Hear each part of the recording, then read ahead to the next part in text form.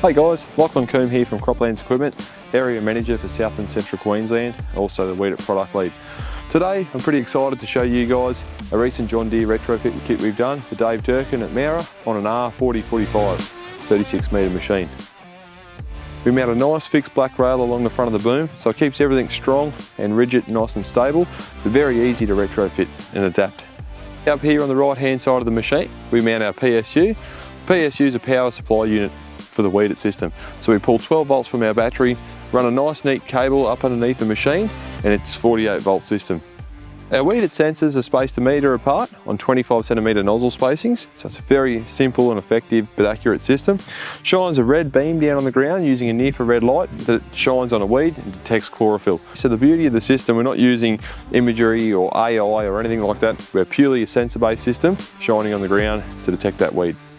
Mounted on the boom we use an ARAG quad body. This allows us to keep the John Deere system exactly the same at 50 centimetre by turning off the dial, but also allows us to run WEED-IT at 25 centimetre spacings.